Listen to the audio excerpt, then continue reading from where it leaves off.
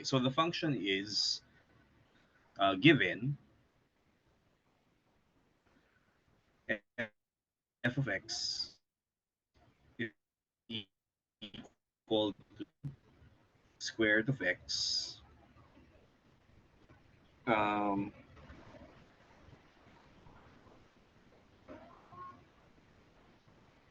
Tapos, ang gusto natin gawin dito, ano yung derivative ng inverse?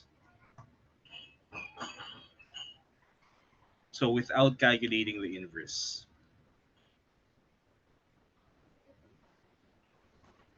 So, paano kunin yung inverse dito? So, ang gagamitin nating theorem, yung derivative ng inverse is 1 over dx over dy.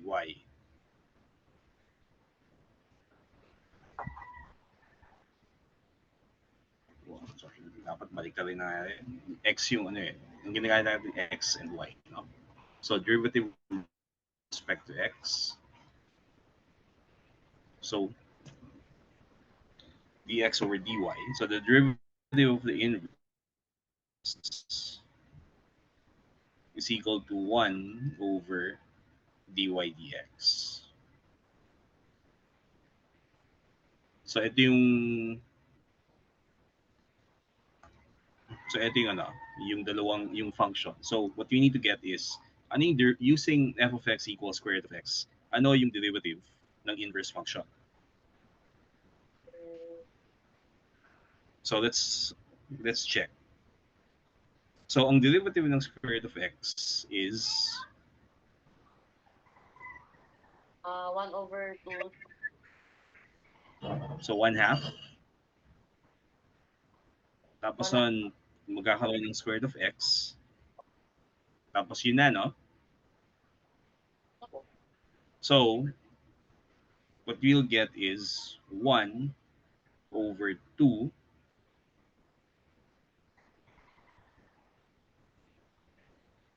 So 1 over 2 square root of x, or 2 square root of x. So dx dy. Ngayon, ano ba yung square root of x? So if y equals square root of x, then this becomes 2y.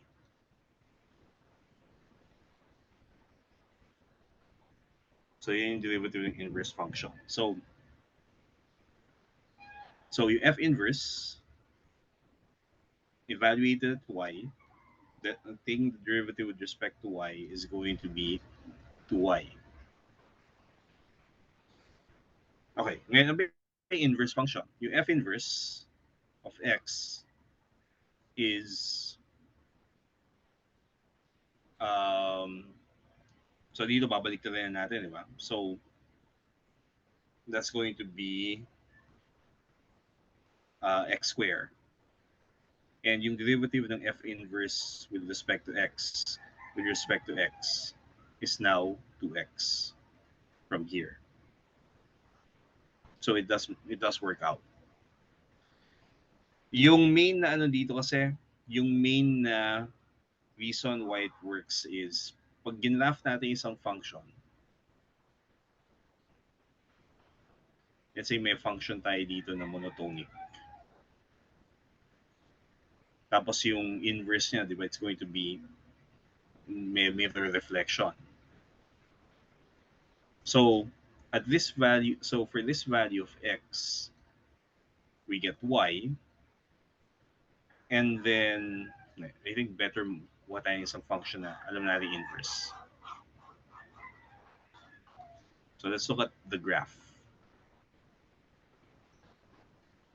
So square root of x is going to look like, so if this y equals x, yung square root of x will be shaped like, so y square, yung inverse ng square root of x.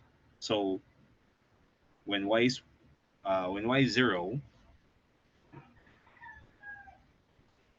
So yung inverse is ganito. Tapos yung square root of x will be like this. And then this is 1. Pangit ng graph ko.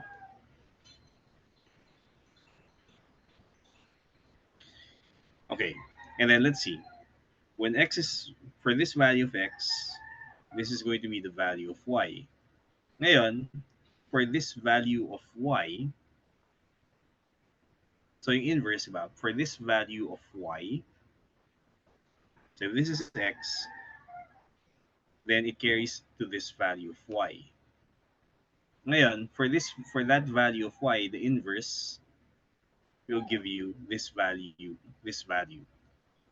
The slope here, which is the derivative, at saka yung slope dito,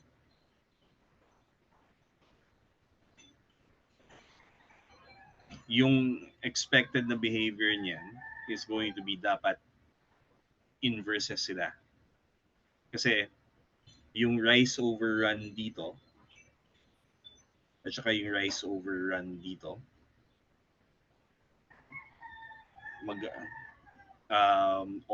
para mag-opposite.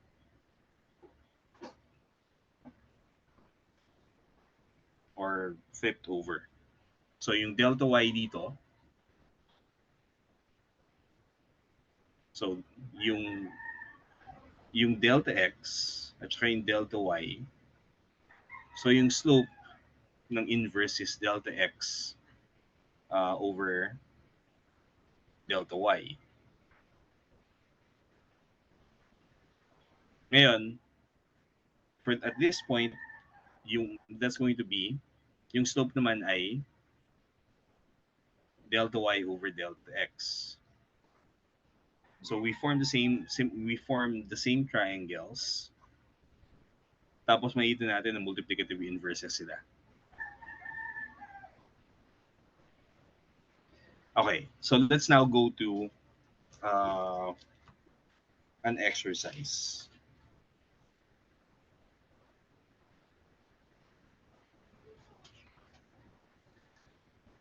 So in exercises 19 through 24, so pakigwa yung exercise number 19.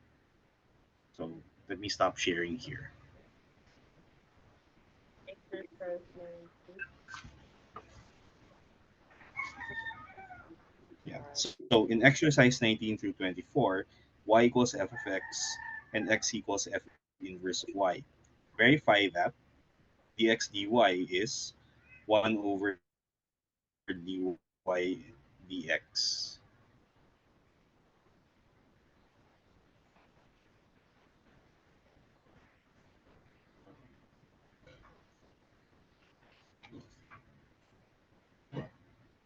Ano pong page sa ano? Sa book? Page 437 sa book. Yeah. So, ano ba yung mga 400?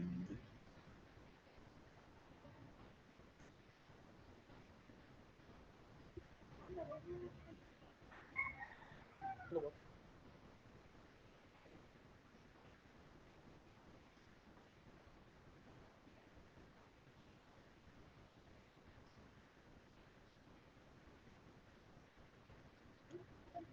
Teka, yan yung English, diba? So, section 5.1. So, sorry. Iba yung pagination niya.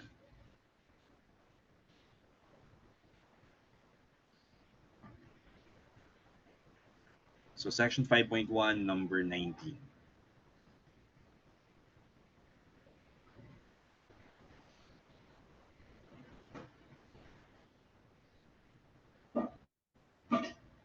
So, in exercises 19 through 24, let y be equal to f of x. And x equals f inverse of y.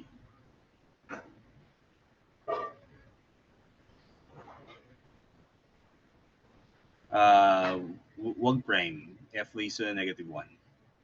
Or maglagay ka lang ng space para i-handwrite mo.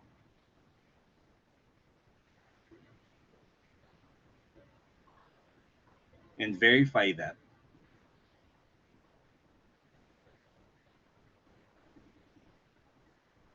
dx over dy equals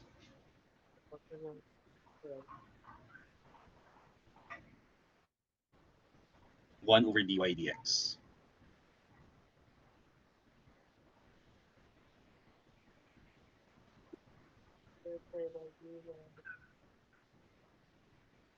And dx dy. Kasi yung derivative ng inverse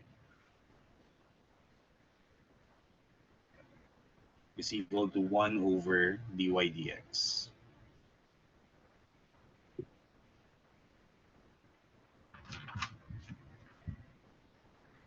Okay, so for number 19,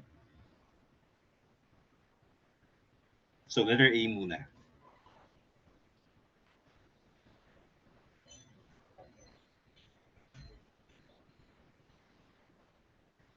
Four x minus 3.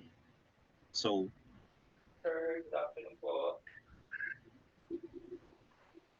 okay, so yung f of x equals 4x minus 3. So, ang derivative niyan, that's going to be dy dx.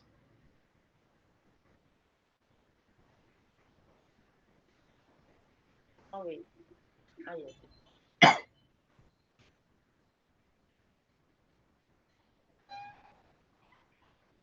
Okay. Ngayon, yung inverse function naman, kailangan natin isulat. So, x equals 4y minus 3.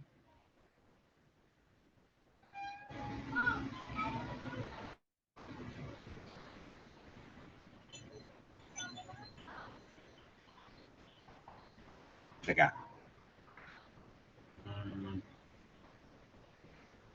X equals f inverse of y.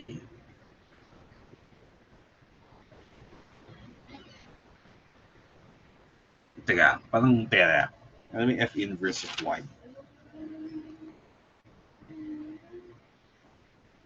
Teka. Balik dun sa ano.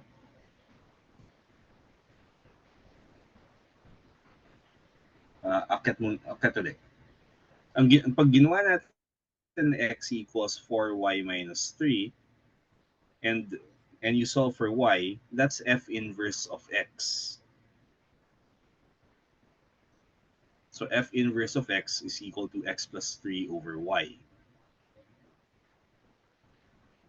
Ngayon, ang f inverse evaluated at y is, so f inverse of y is y plus 3 over 4.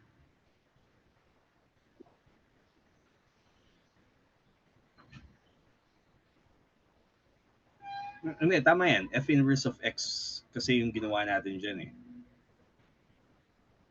So f inverse of x is x plus 3 over 4. Ngayon, yung next, therefore, f inverse evaluated at y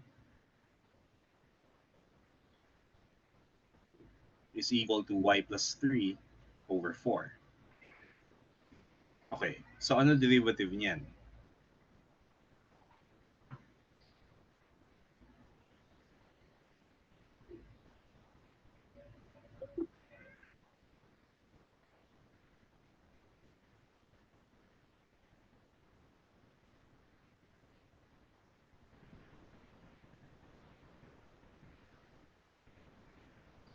One-fourth.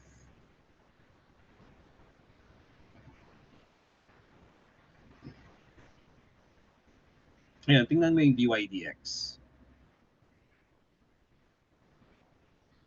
dy dx is 4, di ba?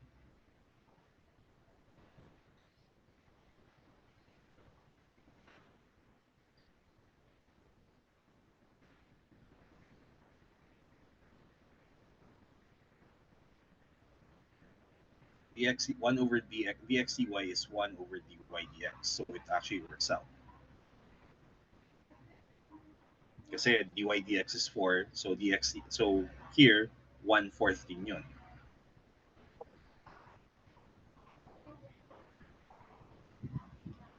Okay, so letter B naman.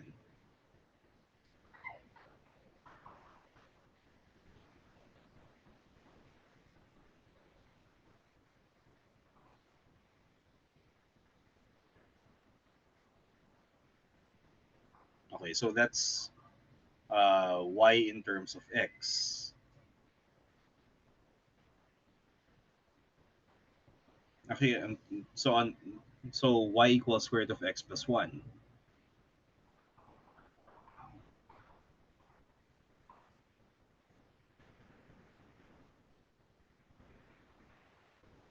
And from there, solve for x in terms of y.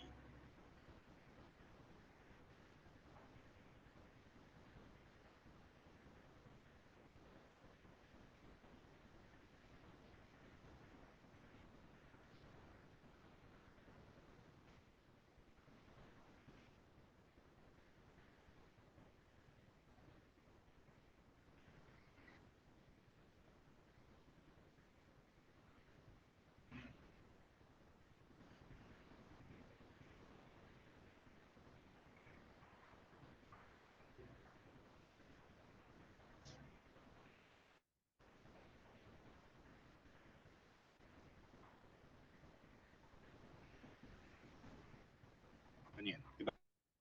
Y is equal to square root of x plus 1.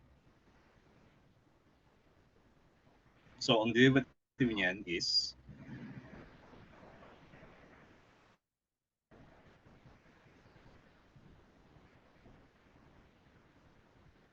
okay.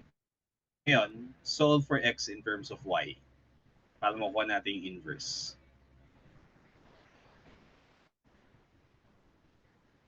So, y is equal to, so y square equals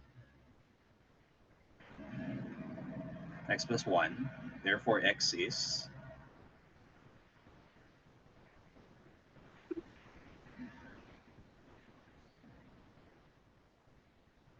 1 minus y, y squared minus 1. Okay. So, ang dx dy ay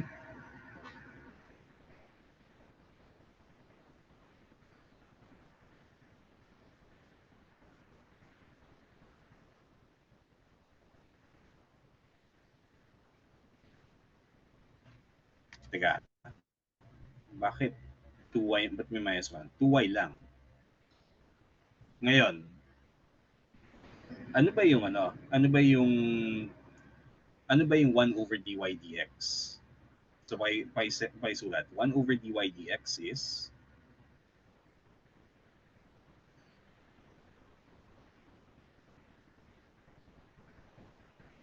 1 over 1 over, okay, which is in turn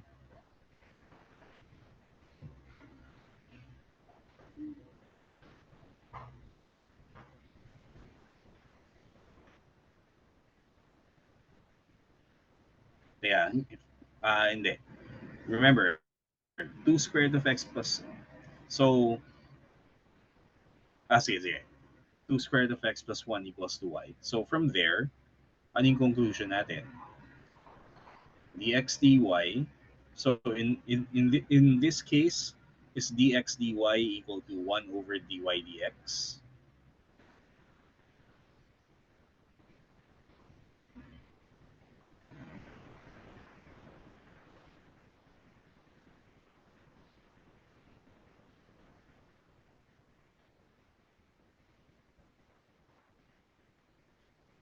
I think yung para mas klaro yan, yung 1 over dy dx mo dito, isulat mo as, so equals 1 over 1 Ano mo? over Yung square sabi root mo. of x plus 1 equals 2 square root of x plus 1.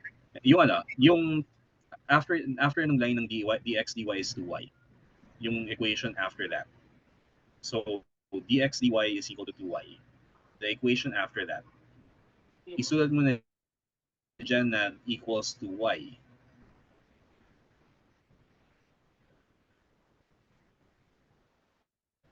And then, conclude mo na. Dx dy is 1 over dy dx.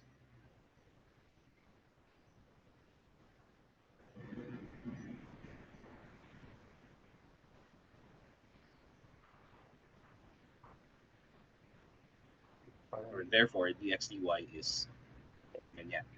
O sige, so we're done with number 19. Yung number 21 naman.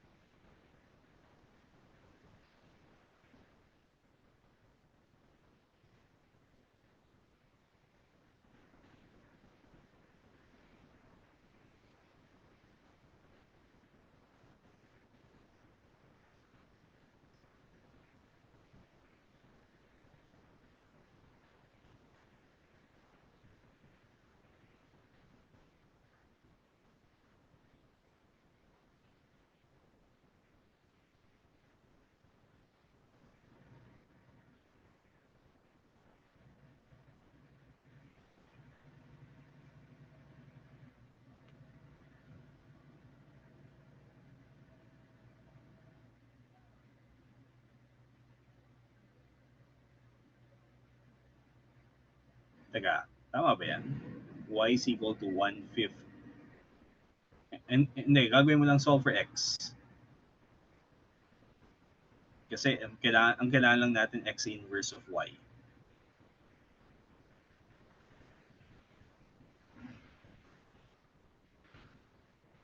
So, hindi natin nahanapin yung f inverse evaluated at x. We're looking for f inverse evaluated at y, which means yung original equation natin, yung y equals 1/5 x to the 5th, express x in terms of y.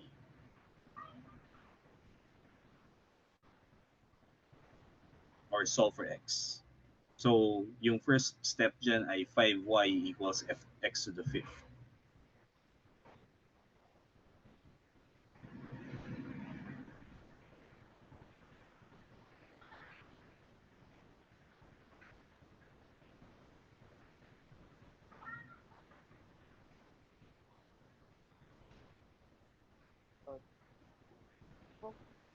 Kasi yung rule na dx dy equals 1 over dy dx, yung inverse expressed in terms of expressing x in terms of y. So dapat dyan, solve for x in terms of y. So starting from your first equation, y equals 1/5 x to the 5th, solve for x. So hindi pwede yan. Pwede nga, no? Maglagay ka ng equation number dun sa bawat equation dyan para ma-point out ko. Kasi ang hirap mag-refer to equations pag walang label eh. So, lagyan mo ng equation number. Lahat ng equations mo.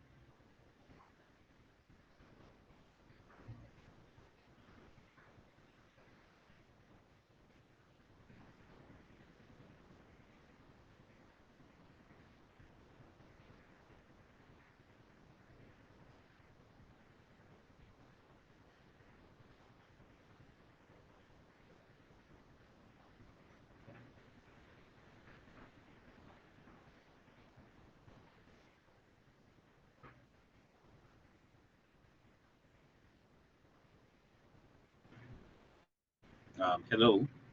Opo.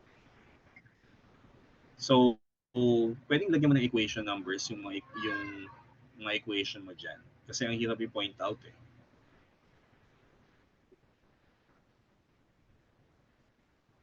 So, y equals 1/5 x to the 5th.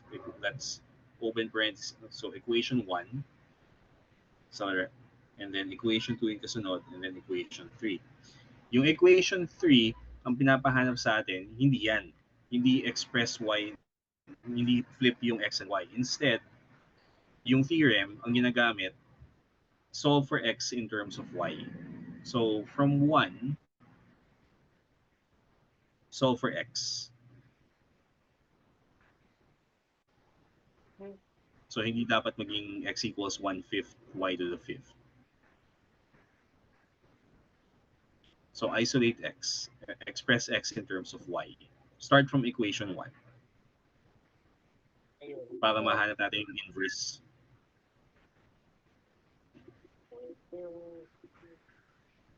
Yung expression na kailangan natin. So, burahin mo yung equation 3. Instead, ang gagawin lang natin ay isolate x. So, starting from 1, so yung next step sa 1 ay 5y equals x to the 5th.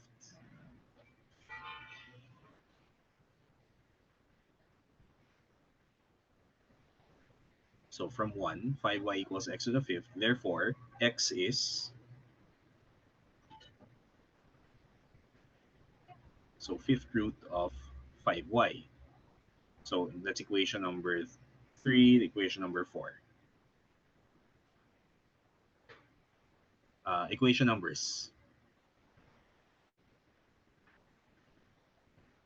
Ngayon, so we have x in, tapos yung mukhang y yung nasa left hand side. Pwedeng isulat mo na mas maayos yung x. That should be x. Okay, ngayon ano yung dx dy?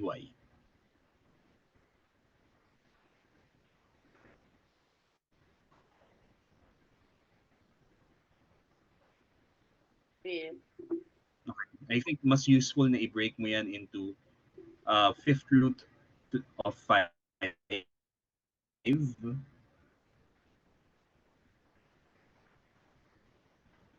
times y to the 1/5.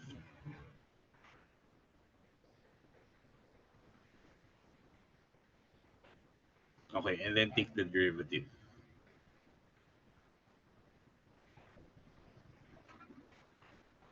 So x equals fifth root of 5 times y to the 1/5 dx dy is,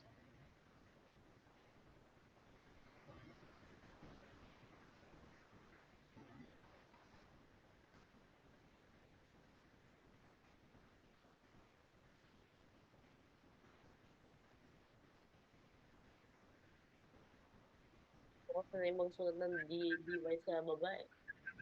Yung dx sa baba. okay, so fifth root of 5 and then 1/5 y to the 4/5. So that's going to be for equation 5 and then equation 6 na yan.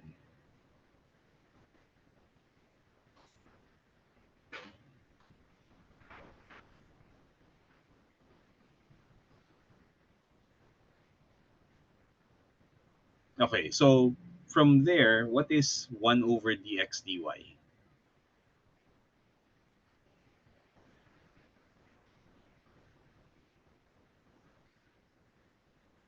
Kaya pwedeng lagyan mo ng equation numbers 4, 5, and 6.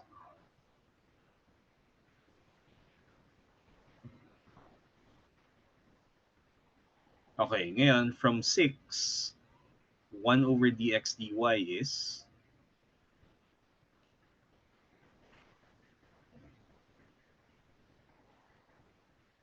uh, uh, 1 over d. So, sorry, from kailangan natin yung equation number 2, 1 over dy dx. So, kaya, okay na yung dx dy. Ang kailangan natin ipakita ay, I think okay na yan. So, tingnan lang natin. Ngayon, from 2, what's 1 over dy dx? So, 1 over dy dx is,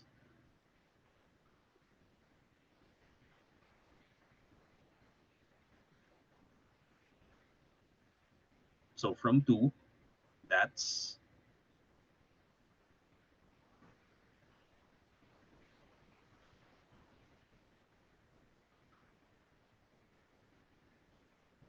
from equation 2. Kasi kailangan gagamitin natin yung result na yan. So 1 over x to the fourth. Now, pag in-express mo yan in terms of y, x to the fourth, we know that x is the fifth root of, from 4, so equation 7. Lagyan mo ng equation number.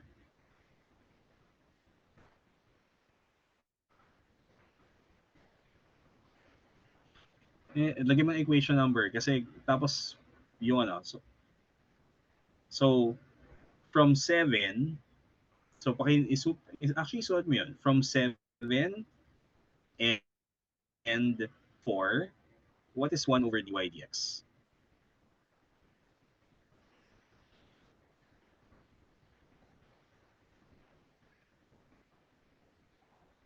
So 1 over dy dx is,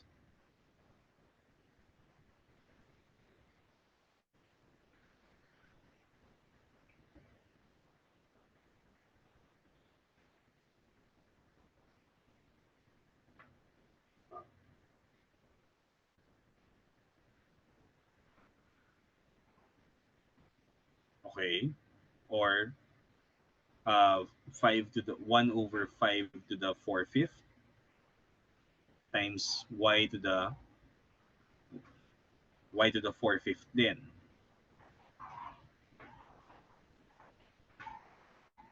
Or, so tingnan mo, you can do some algebra para mapakita na that can be, you can show na that is going to be the same as the right hand side of 6. Kasi yun ang kailangan natin pakita. Yung result ng dx dy is going to be the same as 1 over dy dx.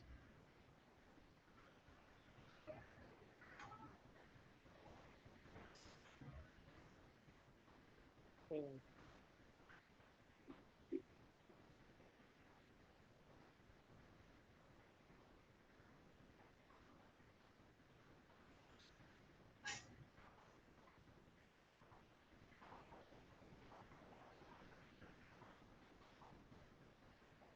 So we need to show na that is equal to dx dy, which is 6.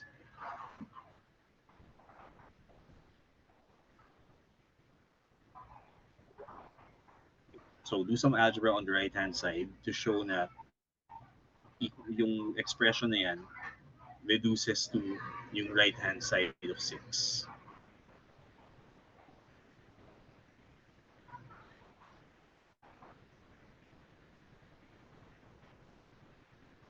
So,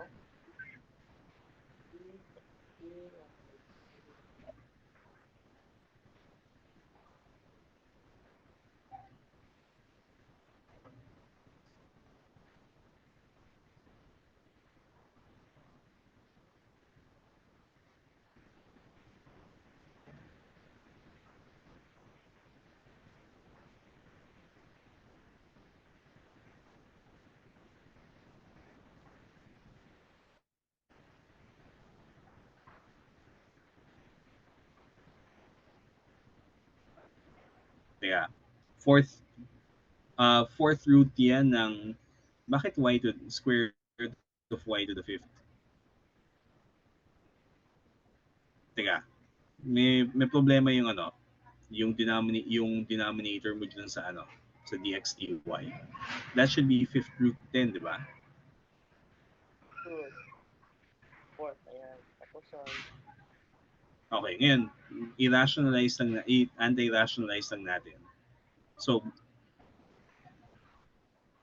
ito po, 4 times the 4, 5, ano, uh, 4. so, and then, fifth root of y. So, that's going to be the same as, okay. So, makikita natin na pareho yung result nung that's actually the same as the result of 1 over dy dx. Teka, 1 over dy dx. Okay, so, yeah. O sige, magde-demonstrate ako ng isa pa. So we're done with, this is number 19, di ba? So let me do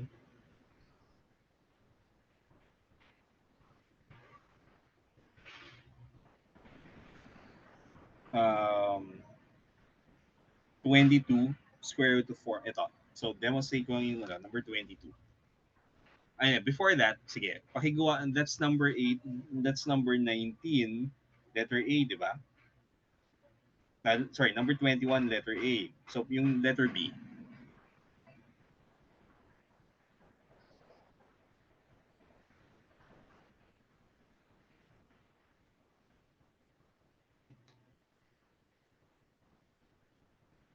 So 21, letter B. Patingin din.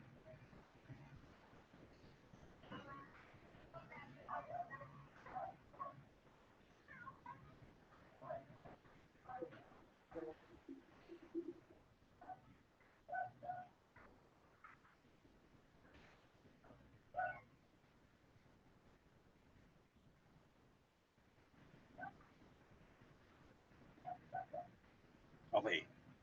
Tapos, so yung first equation, y equals cube root of x minus 8.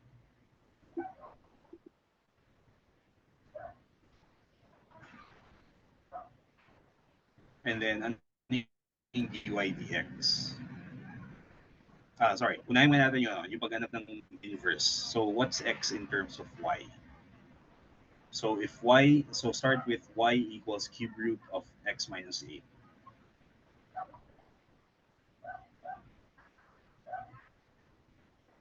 Okay, pag nag-stop yung Zoom, magre-rejoin lang ako. Kaya tuloy mo to. Sige po.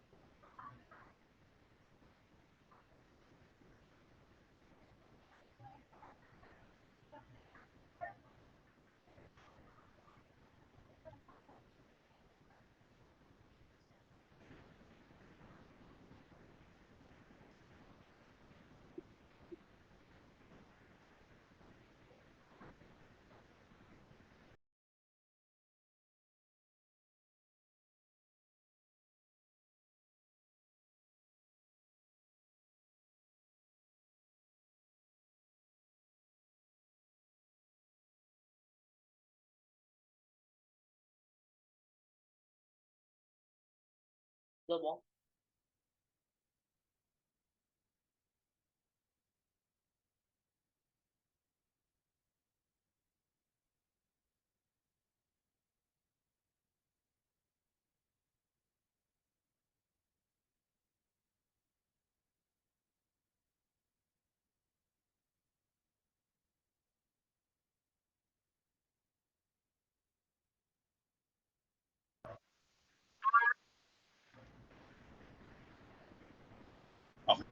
Okay.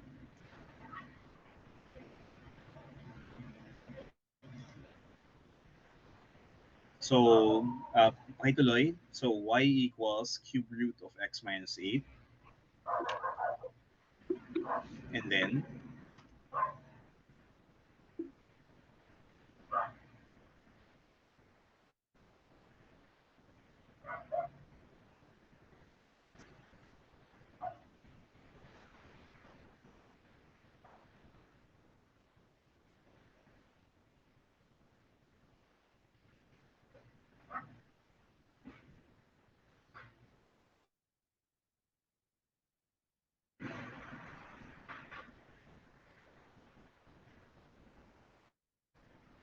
okay, so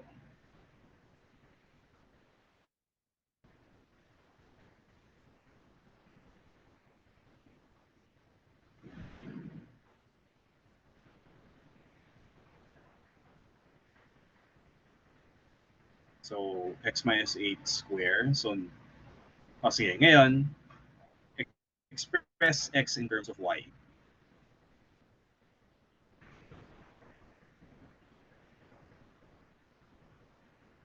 Kasi, di ba, ang kailangan natin pakita, dx dy, pag kinakilita natin yung dx dy, it's the same as 1 over dy dx. So, express x in terms of y, and then differentiate with respect to y.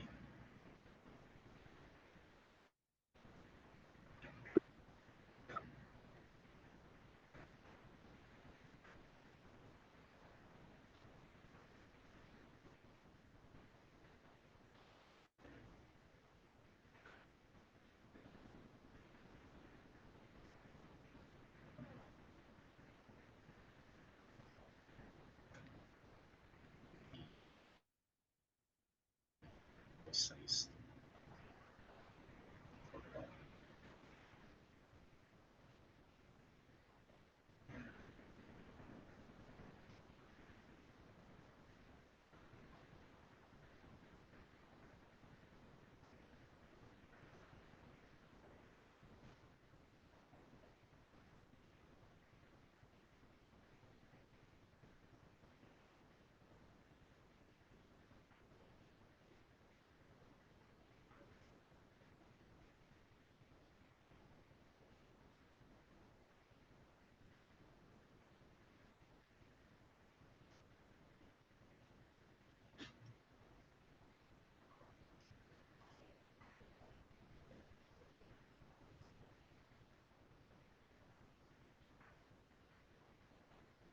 Bakasya.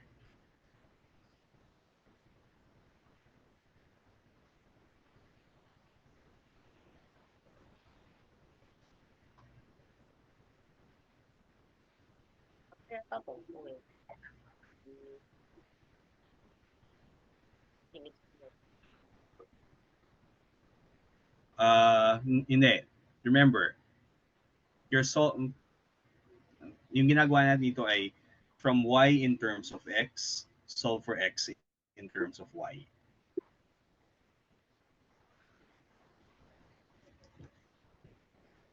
So, pakilagyan na ng equation numbers. Kasi hindi ko ma-point out kung ano yung gustong itukoy pagka walang equation numbers eh.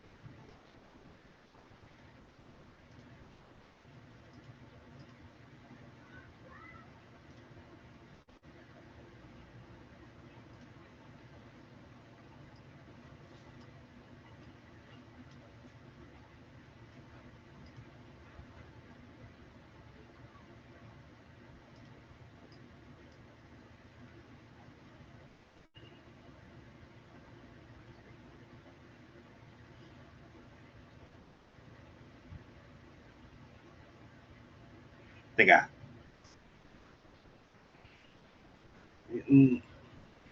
Paano makakalculate yung dx dy? Kasi ang ano dito ay kino-compare natin yung direct calculation of dx dy with calculating dy dx. So ano yun eh, ang point nito, there's an indirect way of calculating the inverse. Kasi kaya na ginagawa yan kasi marunong tayong kumuha ng derivative ng sine at cosine. Paano na yung kukunin yung derivative ng inverse?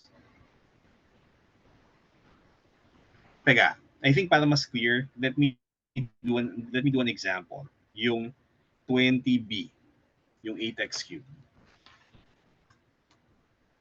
I think ano yan eh. So share ko yung screen ko.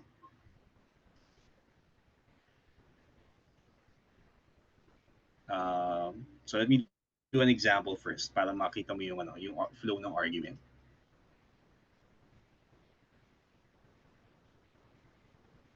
So, ganito yung ano. So 20b, yung 20b says f of x equals 8x cubed.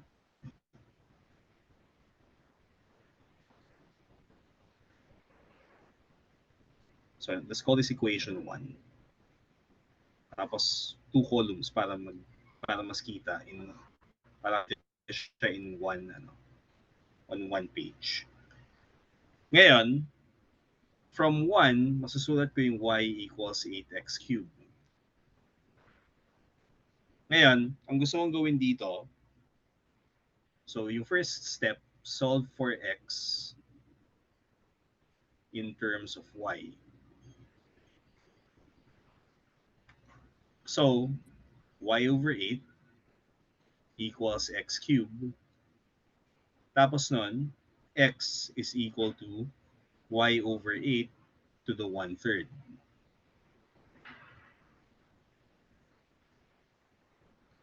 And then, since x is equal to y over 8 to the 1/3, therefore, dx dy, yung direct calculation ng derivative ng inverse, with the inverse expressed as x in terms of y, is 1/3 y to the 1/3 minus 1 is minus 2/3. Minus 2/3. And then yung derivative ng y over 8 with respect to y is 1/8. Or 24, 1 over 24, y over 8 to the negative 2/3. Teka. I think better na separate line na siya. So ito, direct calculation of the inverse. So if we know what the original function is, ito parang ginawa mo, okay, set up natin yung inverse function. and then let's take the derivative. That's what we're doing here. Ngayon, so that's the first part. Ngayon, we need to show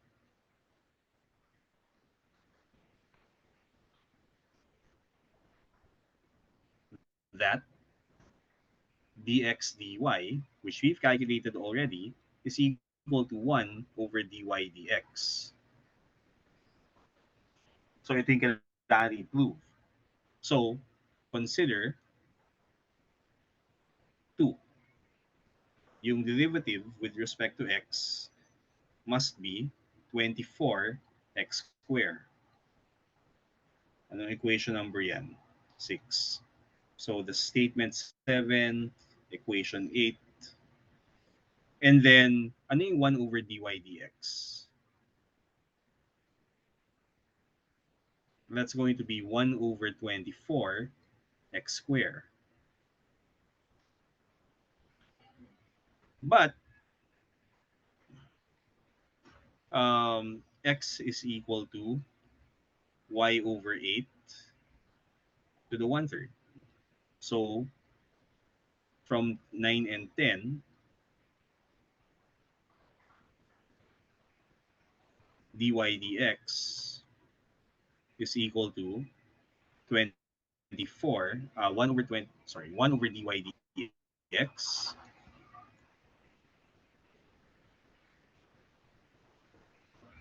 is equal to 1 over 24. Tapos x to the negative 2, so susunod ko lang siya as y over 8 to the negative 2/3.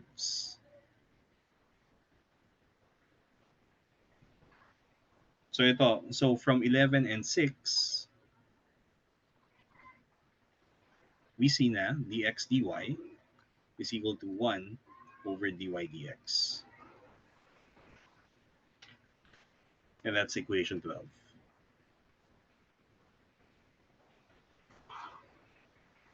Clear ba yung naging reasoning? Opo. So ganun din yung ano. So first, ano muna yung dx dy? And then after that, calculate mo na yung dy dx. And then 1 over dy dx. Until at the end, ko-compare mo ngayon yung results. We get the same thing. From here, we see na yes. So gusto kong gawin mo ganun din for 21b. And then show me your work. Okay, so stop sharing na ako ulit.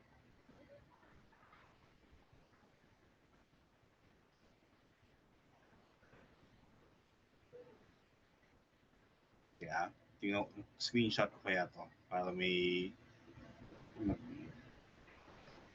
something for reference.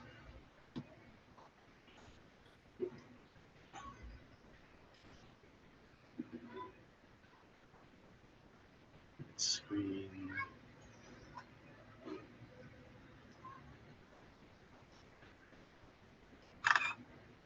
And then screen over here. Send ko yun, yung screenshot.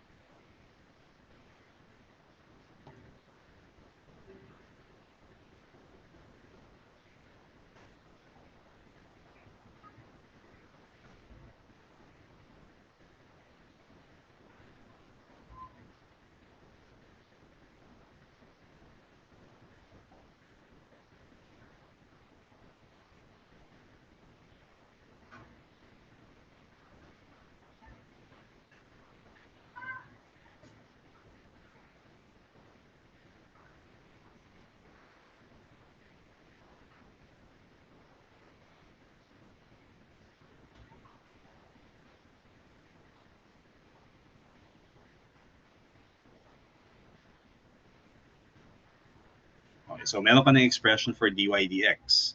Ngayon, express x in terms of y.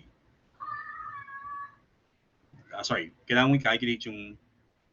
So may dy dx ka, which means kailangan mo i-calculate yung 1 over dy dx.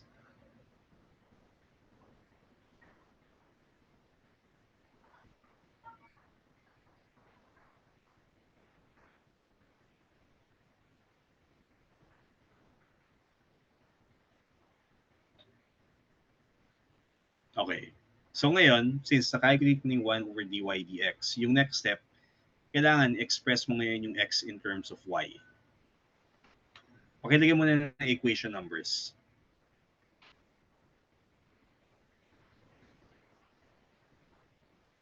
Okay, so from equation 1, express x in terms of y. So again, from 1, x in terms of y is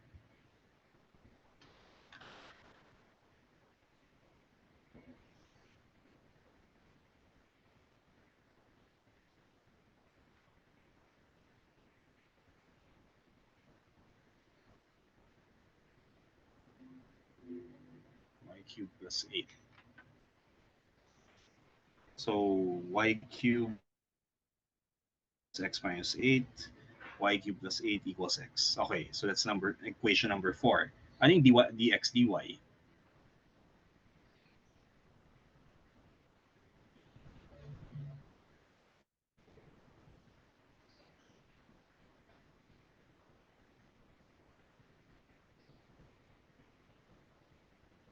So that's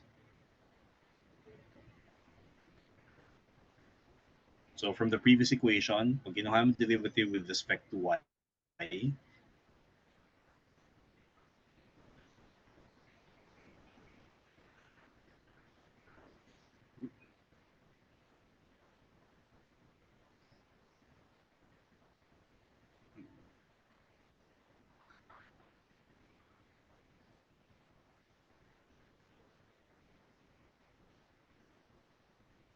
teka, x is y cubed plus 8. So anong derivative of x with respect to y?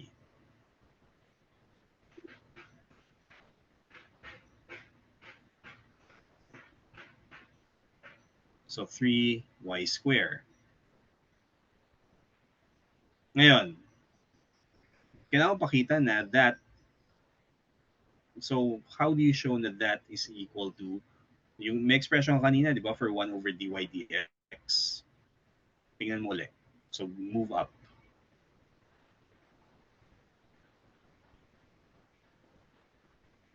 Diba? 1 over dy dx is 3 times cube root of x minus 8 square.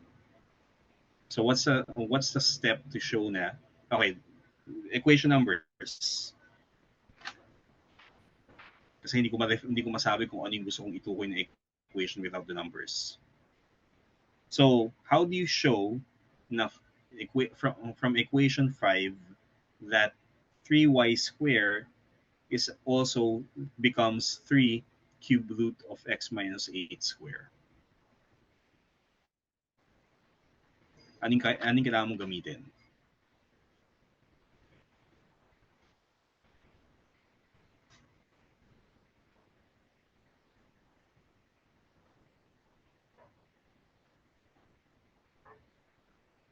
Anong equation yan? What equation can you use to show na 5 becomes the right hand side of 5 can be expressed in terms of as the right hand side of,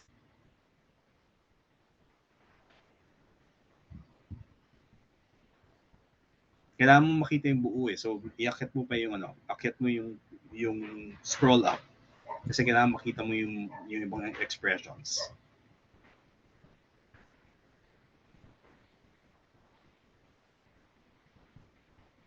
So scroll up.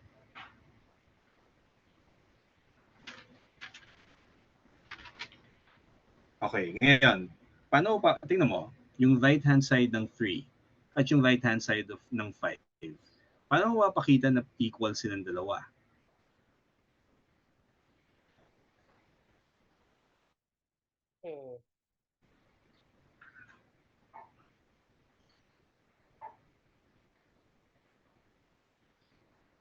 Balik ka sa starting equation mo.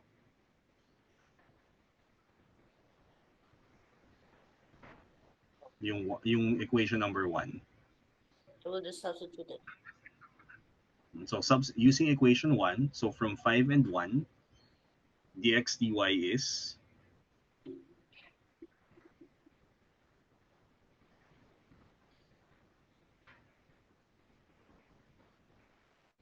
Hindi, so kailangan mo isulat yun. Yung from equation 5 and 1,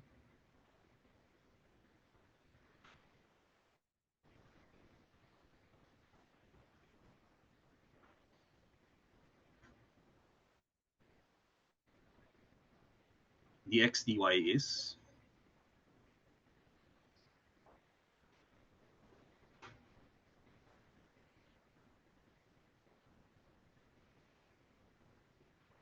yeah. So y squared tapos but y is x minus 8 cube root. X minus 8 cube root. Yeah, so pareho sila. So that's equation 6. From equation 6 and 3, yung conclusion ay dx dy is, so that's equation 6, di ba? Okay. So from 6 and 5, anong conclusion?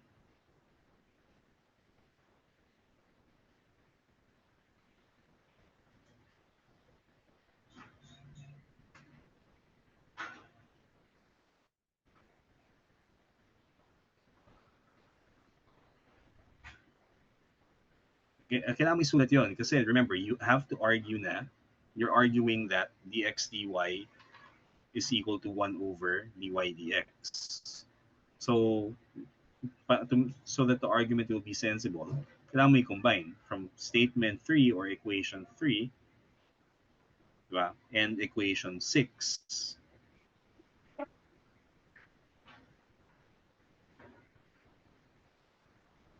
So from 3 and 6, dx dy is equal to 1 over dy dx. Yan yung gusto natin i-prove. So hindi natin ina-assume na totoo yan. Instead, yung task ay pakita mo for these examples na totoo yan. Kaya kita mo ganyan yung flow ng argument. So, yan yung equation 7 and then yan yung therefore, yan. Which was to be shown.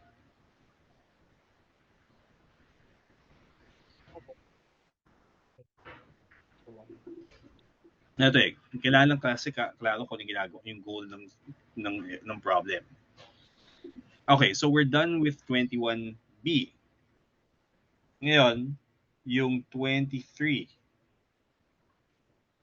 Pakigawa naman.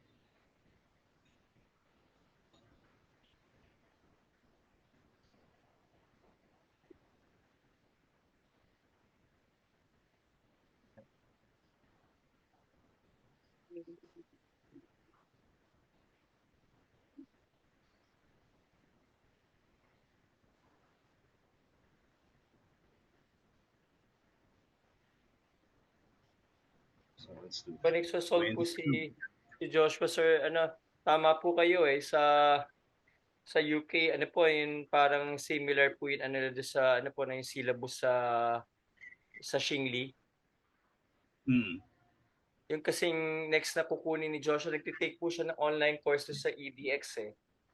Yun na next na will be given by Imperial College of London yata po yun sa yung Mathematics A 12 yata po yun, parang ganun. A-12 parang. Yung pong syllabus nila halos parehas po sa Shingli eh. Yung tinuro nyo kay Joshua. Mm. Kaso kung indulge siya ngayon, tapos kailangan niya tapusin yung, so yun yung ginagawa niya na to get credit. Apo. Okay. Tsaka para ma-practice din ng para rin meron po siyang mga certificate para to build his yung resume. Okay. Bali, Actually, matatapos siya this week po yung kunyari yung chem niya kasi po advanced na sa Philippines pang second year daw college sa De La Salle na curriculum.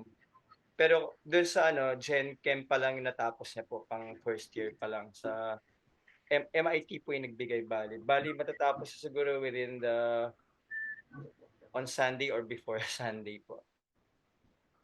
Pasado na siya. Actually, wala pa siyang finals na lang po. Yun. Tapos sabi ko, take mo na yung ano yun yun, ano po yung ino-offer ng Imperial College of London. Kasi yun naman yung tinuro ni Sir Mike.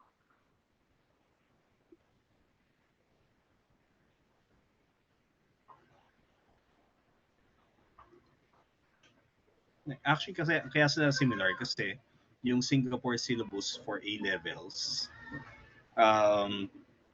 yan yung sorry, O levels pala. Kasi O level math yan eh. Which is for grade, yung additional math nila is the same as pareho ng ng coverage ng GCSE na O level sa UK. Ang pinagkaiba lang, mas mahirap yung mas demanding yung Singapore. Apo.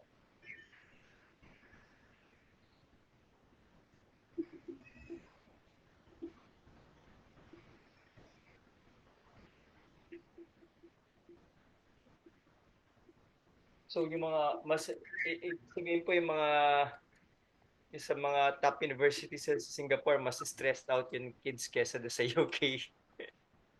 Oo. Mas ano po sila, mas competitive. Pero hindi ko kasi alam kung ano yung ang ano kasi napaka-competitive ng environment nila eh. Kaya super stressful. Opo. Na everything is decided by yung performance nila sa grades, sa exams. Yung pinapanood nga namin, sir, na documentary, parang ano pa nga parang there was a time na ano talaga, parang yung sobra yun sa mga nag-tutor doon na po. Mm. Yung minsan parang nandadaya na sila, parang sa mga boards, parang kino-coach na nila, binibigyan nila yung mga may leak na, tapos para tumaas yung rating nila tutorial kasi masyadong ang competitive. Doon pupunta lahat sa kanila.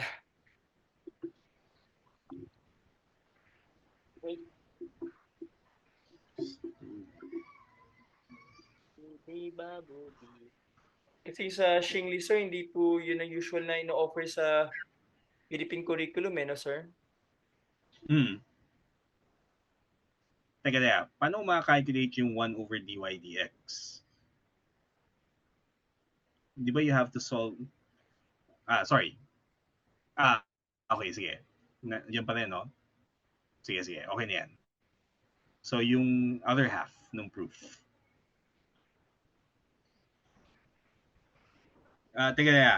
Remember, hindi tayo, ang ginagawa natin dyan dito ay, we're solving for x in terms of y.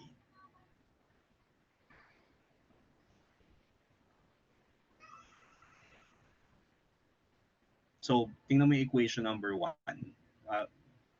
Nasa equation numbers mo?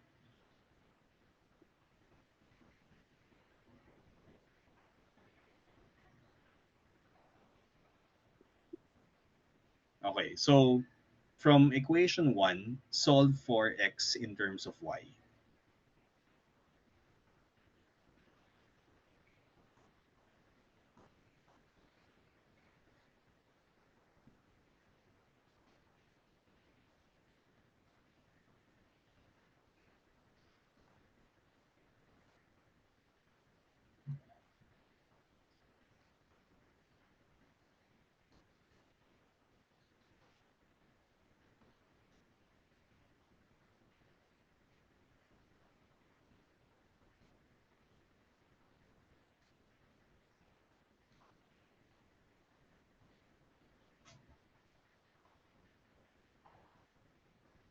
Actually, yung kung gusto niyo na nag-reviewin ng yung comprehensive na review ng additional math, Apo. may binibenta sa Singapore na ang tawag na doon ay 10-year series.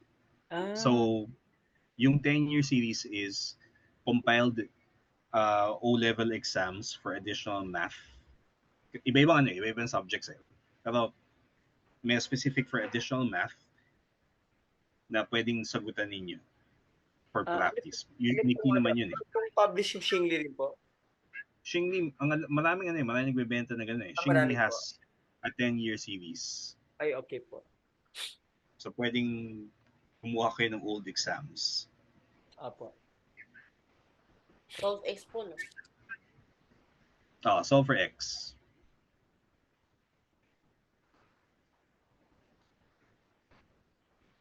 Kasi yung mga courses, kaya tinitingnan ko po doon sa EDX, halos lahat ng mga,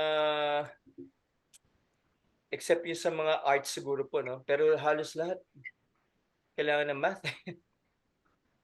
Tapos hindi it's not, unlike nun before, ngayon yung math na kailangan is higher math. Kasi the world is changing. Iba na yung mga, ano po eh, iba pati yung mga courses. Sabi ko, magaganda sila, kaya lang, sabi ko talagang yung secret to taking up these courses is a good math foundation. Teka, pwede pa ilagay yung equation numbers mo? Kasi may error. Gusto kong i-point out. Hindi ko ma-point out kasi walang label yung equation mo.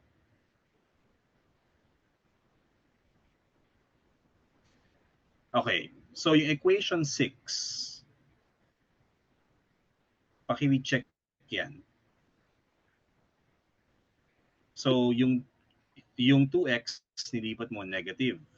Yung 2y nilipat mo negative. Paano naging plus 3?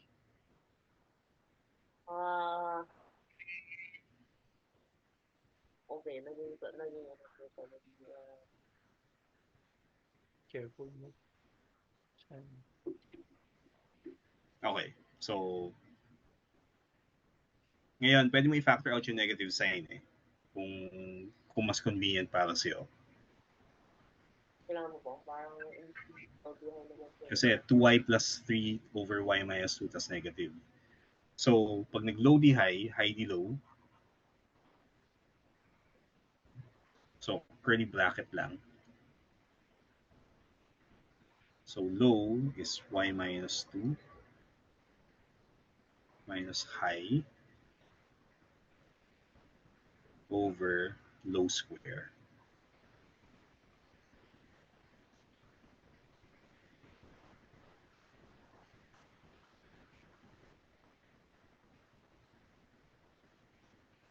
So 2y minus 4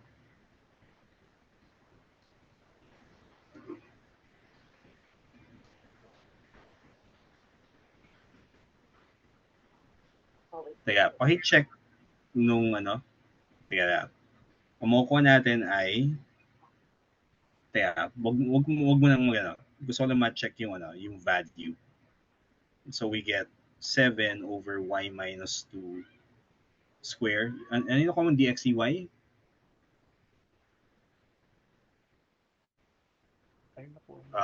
Dx, pwede patingin. Ano yung dx dy mo? So gusto ko lang i-compare. So equation 8, 9, 10. Okay, so nag-agree tayo sa number 10. So dx dy is that.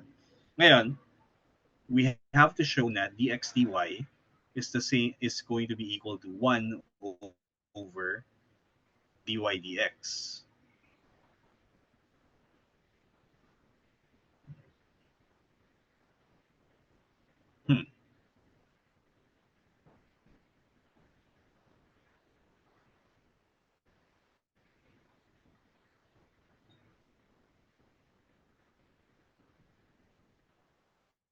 X plus 2, xy plus 2y.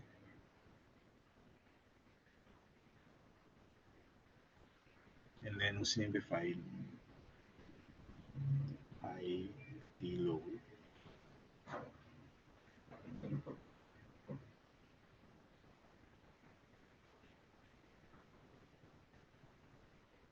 Bakit? Ano yung problema? Dx dy. So y is equal to sorry. Talagang mahaba lang talaga.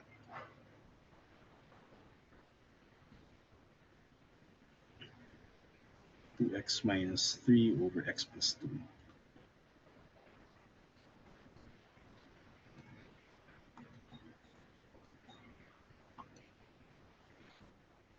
Okay, kailangan natin pakita na that is equal to 1 over dy dx.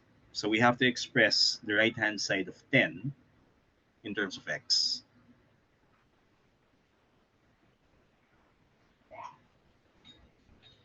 So balik ka dun sa, sa first equation. Use the first equation and equation 10. Ma-algebra lang talaga to. Kasi nakikita ko rin eh.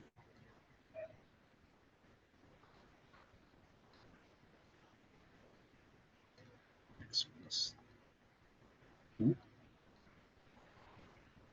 square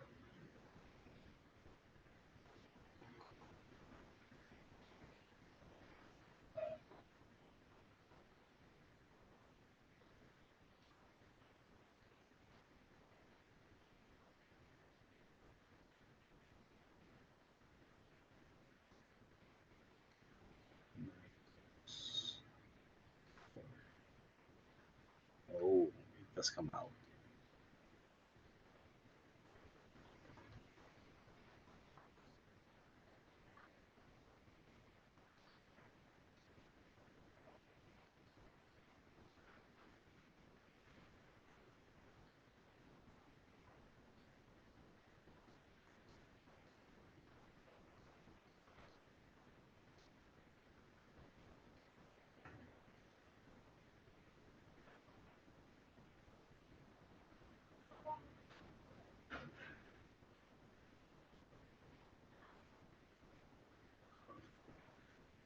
Dx 1 over dy dx is equal to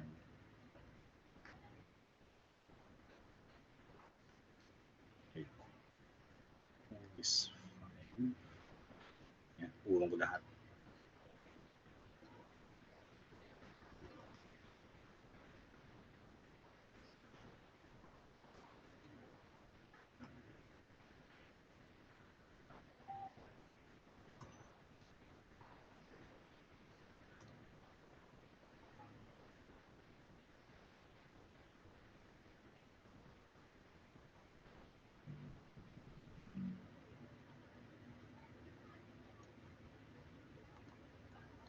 So for dx dy in terms of y.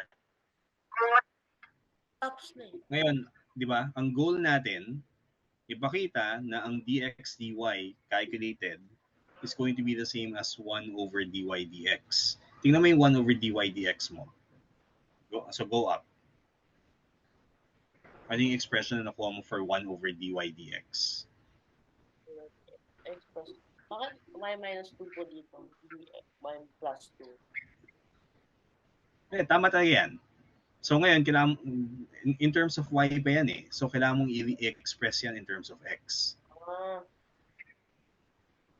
Para mapakita na yung expression for in 4, yung right-hand side ng 4 is the same as the right-hand side of dx dy. So gamitin mo yung equation 1 and equation 10 to express dx dy in terms of x. Ma-algebra yan.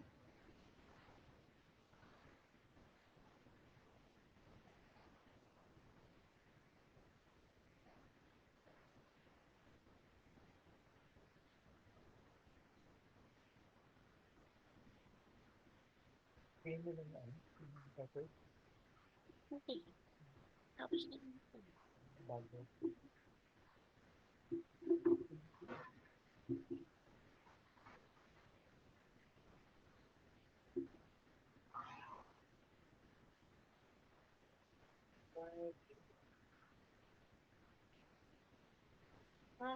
So yung equation 1, y is, Ito nga mo. Convert siya. di ba? So kailangan plug in dyan sa 10.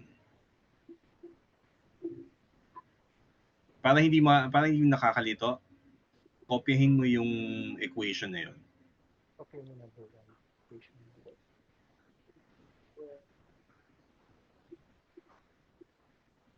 2x minus 3 over x plus 2.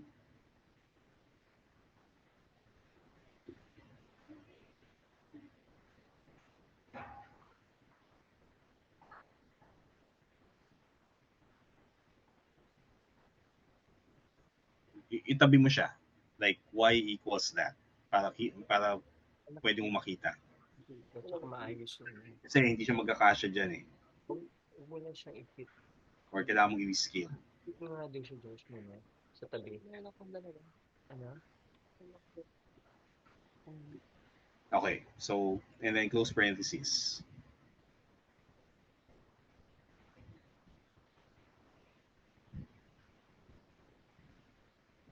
Equals to. Close parenthesis.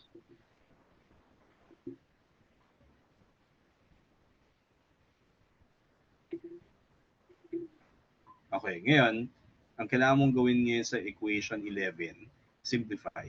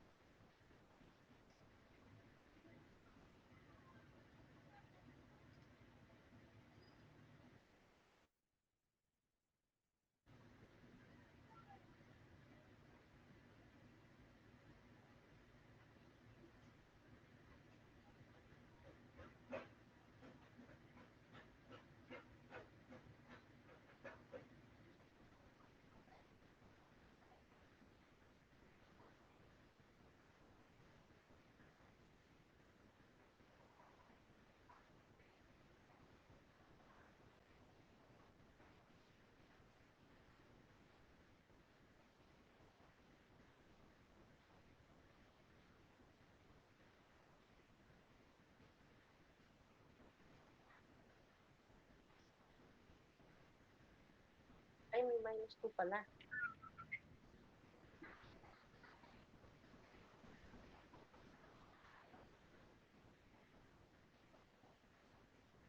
Mhm.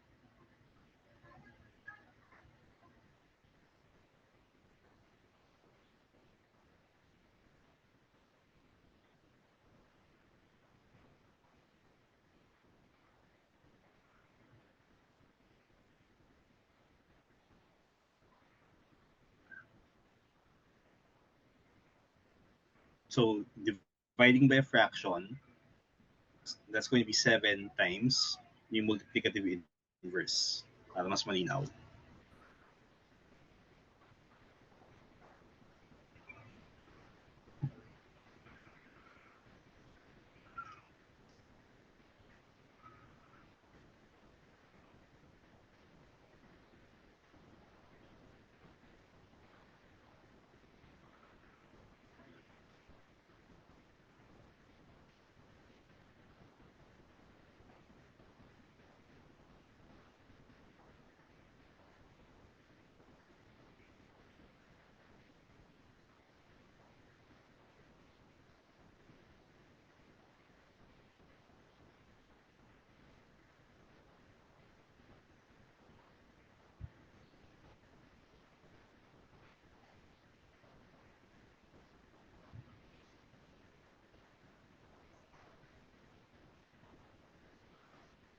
Okay, so pakisimplify muna na yan.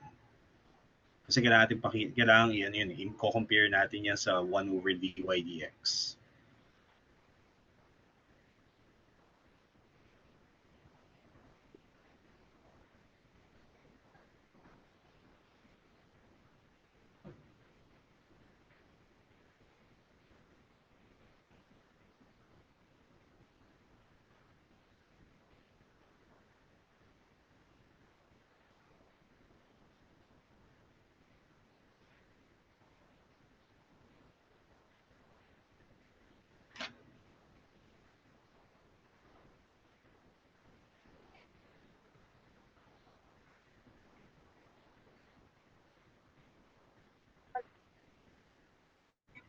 Or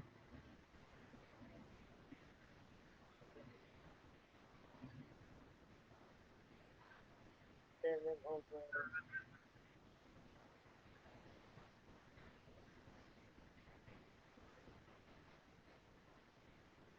over 7.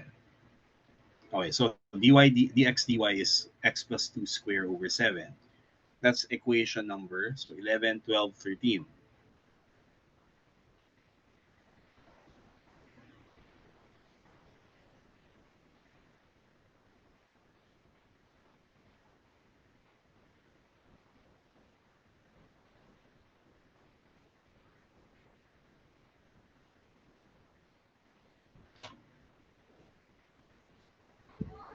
Kaya pakilabel yung equations. So, yung equation numbers, please make sure na meron.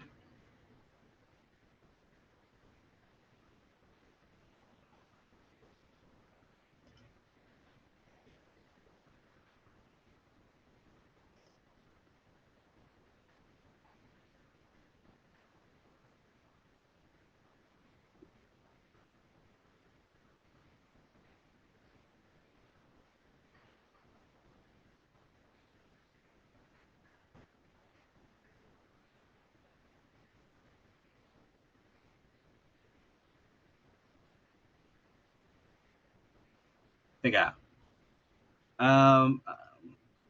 pwedeng akyat. Para mo kung ganito, okay ka ng konti. Lagyan mo na equation numbers. Okay, ngayon para ma-conclude mo na x plus 2 square over 7 is 1 over dy dx, anong ginamit mong statement?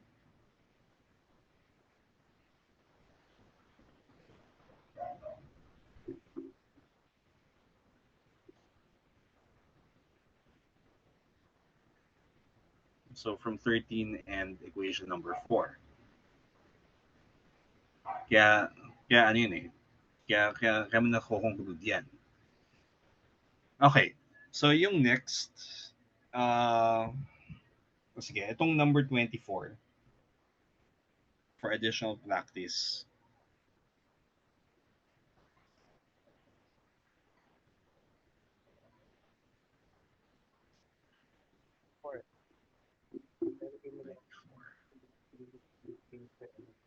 So y equals 3x plus 4 over 2x plus 6.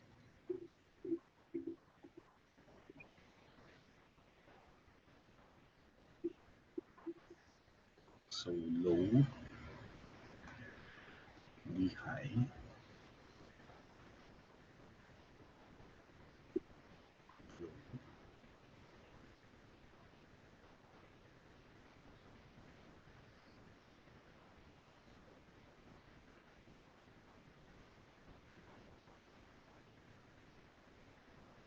Six plus six.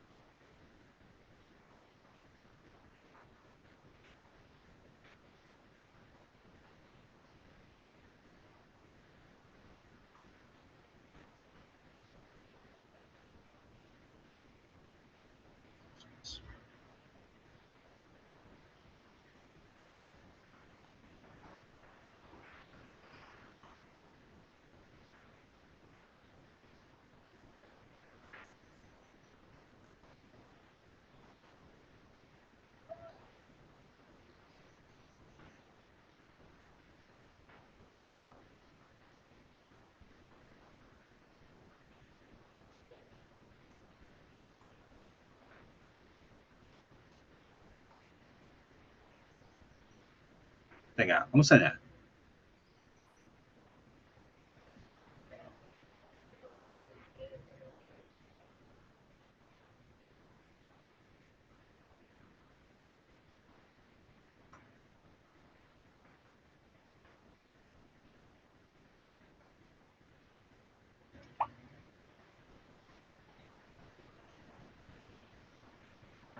Hello? Ayun, sige. So,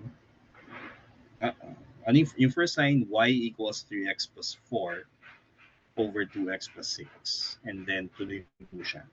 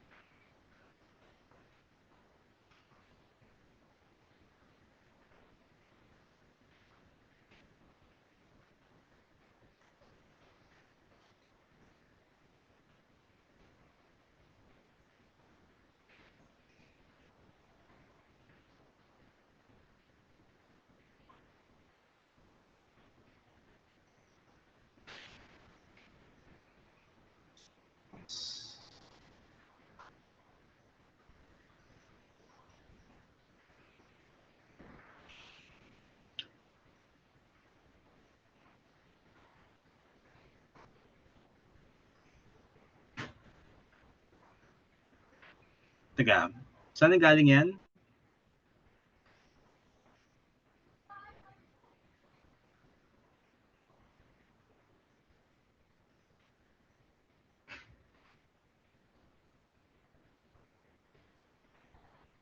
Teka, before ka dumiretso dyan, calculate mo na yung 1 over dy dx. Kasi gagamitin mo yun, di ba?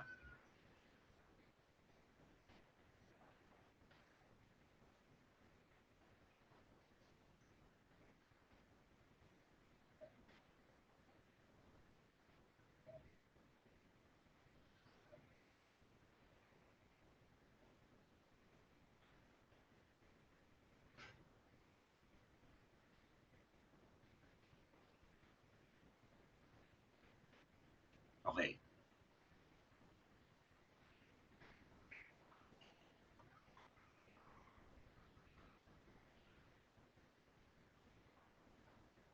Check your algebra. 2xy plus 6y equals 3x plus 4. Okay.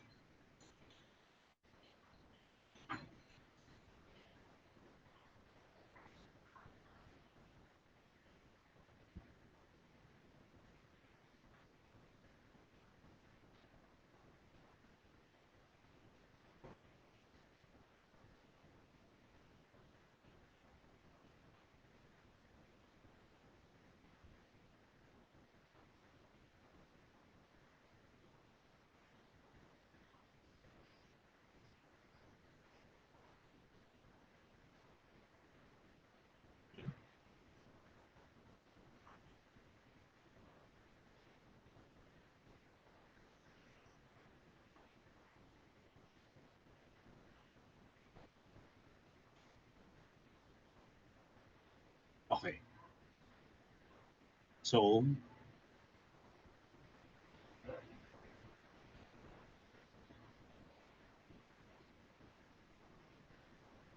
teka, from 4 end,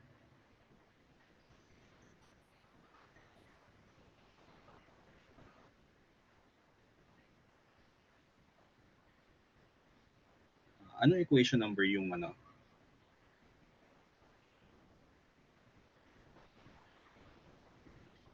So, dx dy is 1 over dy dx. Okay. Ngayon, yung next na gagawin ay, tingnan mo yung theorem 5.1.8. So, i-apply natin yung gusto kong i-apply yan. That's for, kasi yan yung next set of exercises eh.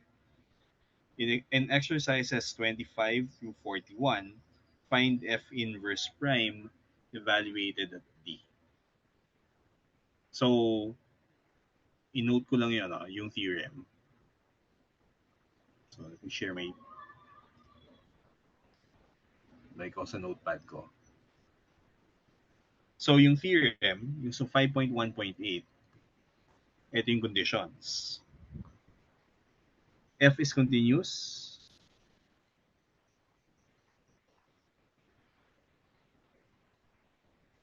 Monotonic. So, on a closed interval.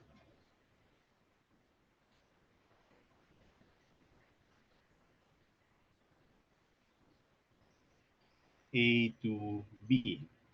Tapos, C is an element of, so it's inside this interval. And f of C is equal to D. If f prime of C exists and f prime of C is not equal to 0, then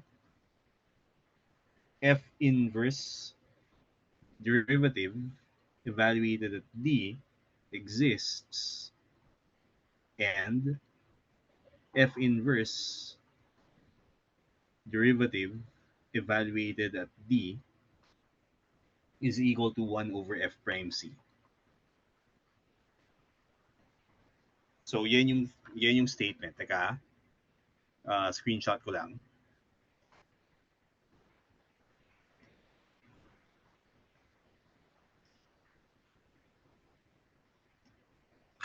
I'll send ko.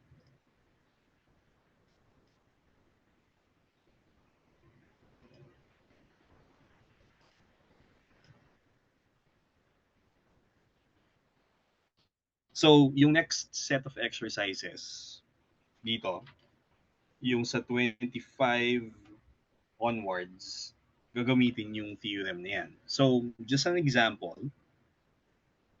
So, gawa tayong example lang dito. So, what if ang pinapahanap sa atin, ganito.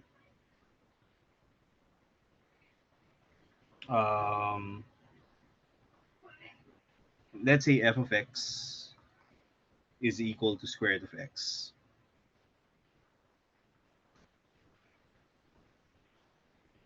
Tapos, f prime of x is equal to, so we can calculate 1 over 2 square root of x. Yung f inverse of x is equal to, okay, we can write it down as x squared. Pero, ang goal kasi dito, wag i-calculate yung, iwasan i-calculate yan, yung derivative ng f inverse. Ito. Pero sige, kunin ko na rin for completeness. So yung derivative, so the prime, pangit ng, hindi maganda yung notation, taga, f inverse prime of x, that's going to be 2x. Ngayon, we have to find f inverse prime evaluated at 3. So, tingnan natin yun, no? Yung sinasabi ng theorem. Dito, yung d, let's zoom out. So, let's identify. Yung d here is 3. So, ano yung c?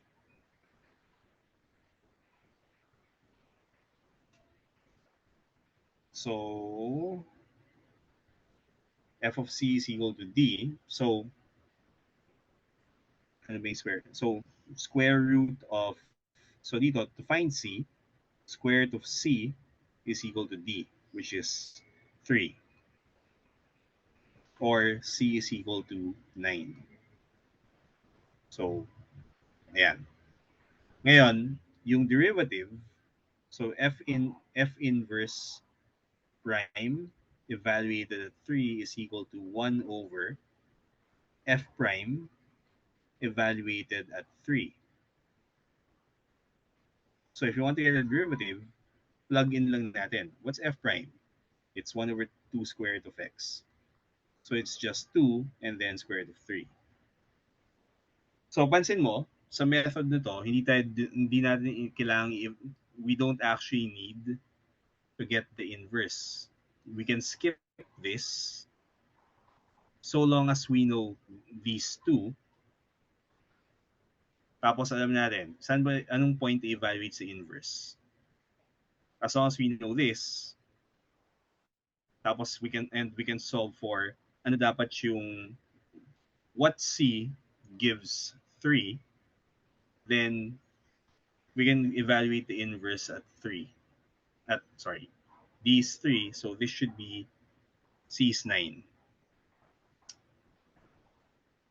Ito. Or 2 times 3, that's 1/6. Yun yun eh. Yun yung gagawin sa method na iiwasan nating i-evaluate yung inverse. Kasi may mga situations na mahirap hanapin yung inverse. So, it's an indirect way of calculating the derivative. Alam mo yung function, ayaw mong tiyagain i-calculate yung inverse, for example lang. Or hindi mo makalculate talaga. Yung mga examples dyan, yung tangent. Kung ang function natin ay tangent, anong derivative ng tangent inverse evaluated at, say, pi over 4? So, yun yung isang application yan. Okay, anyway, yung gusto kong gawin mo dito, tingnan mo yung mga examples sa TC7 nung paano gamitin yung theorem na yan. Ito, this is just one illustration. And then, ang gagawin natin, next Thursday, tutuloy natin tong exercises from 25 onwards. So let me just note it here. So for next Thursday,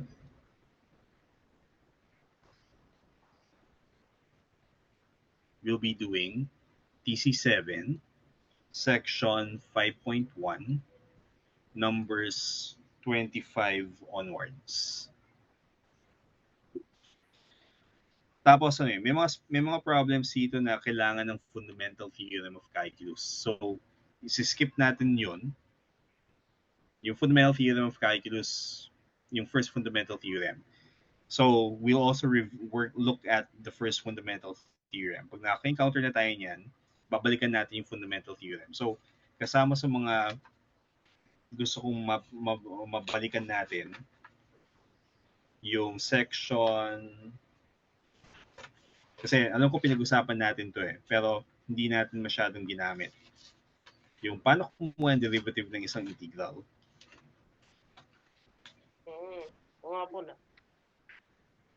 Like, saan yun? So, we'll have to look at the first fundamental theorem, which is in section 4.7. So, section 5.1, and then pag kailangan natin yung fundamental theorem, we'll visit and do yung section 4.7, yung fundamental theorem of calculus.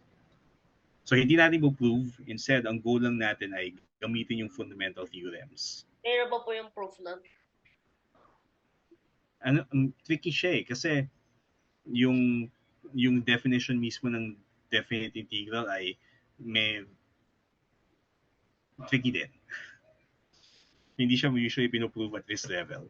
Yung proof, usually ginagawa yan sa Math 123.1. Ano yan yung Riemann sum. Ang gagawin ko lang ay I'm going to give a plausibility argument based on some geometry. Pero hindi siya ko-consider ng mathematicians na proof. Ano na po yung standard for that would be dadaan ka pa sa yung malinis na definition ng Riemann sum, which is something na hindi outside the scope of the first calculus course. Parang ano yun yung Riemann sum na imbento ni Riemann, I think mga 1800s yata. Si Newton na imbento yung calculus 1600. Alam nila yung fundamental theorem. But yung mga tao, kasi since hindi maayos yung definitions ng limits at saka definition ng Riemann sum, hindi nila magawa ng maayos yung proof. So, it was found lacking. Kumbaga po, so, ganun, parang ano yun So, yung gagawin natin ganun. Parang yung status ni Newton, Leibniz. We know some of the rules of calculus. We have plausibility arguments for bakit mukhang reasonable to make it look reasonable. Pero yung strict proof na that would satisfy mathematicians today, hindi pa yon. Okay, anyway, we'll stop here for now and then we'll continue on. So ito we'll do for Thursday next week. Yung sa Sunday, tuloy tayo ng physics ulit. Okay? So, see you on Sunday. Bye-bye. Yan lang po. Bye-bye po.